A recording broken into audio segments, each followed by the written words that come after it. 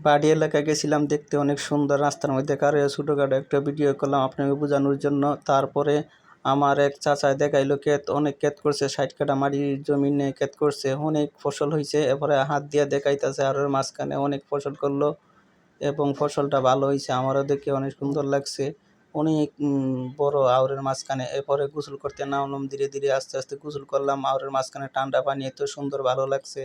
গোসল করতে অনেক আরাম পাইছি, পানিটা হেবি মিষ্টি। রোজার রমজানের দিন অনেক ভালো লাগছে, গোসল করে আসলাম আউরের মাঝখানে। অনেক অনেক আনন্দ লাগছে, আপনাদেরকে দেখানোর জন্য এই ভিডিওটা করলাম।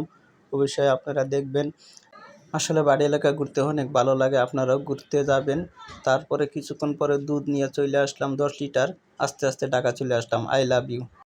পাহাড়ি এলাকায় গেছিলাম দেখতে, অনেক সুন্দর। রাস্তার মধ্যে কারো ছোটোখাটো একটা ভিডিও করলাম আপনাকে বোঝানোর জন্য। তারপরে আমার এক চাচায় দেখাইলো ক্ষেত, অনেক ক্ষেত করছে, 60 কাঠা মাটির জমিনে ক্ষেত করছে, অনেক ফসল হয়েছে। এরপরে হাত দিয়ে দেখাইতেছে আর ওর মাঝখানে অনেক ফসল করলো এবং ফসলটা ভালো হয়েছে, আমারও দেখে অনেক সুন্দর লাগছে।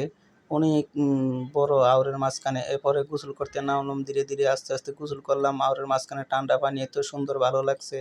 গোসল করতে অনেক আরাম পাইছি, পানিটা হেবি মিষ্টি। রোজার রমজানের দিন অনেক ভালো লাগছে, গোসল করে আসলাম আউরের মাঝখানে। অনেক অনেক আনন্দ লাগছে, আপনাদেরকে দেখানোর জন্য এই ভিডিওটা করলাম। অবশ্যই আপনারা দেখবেন।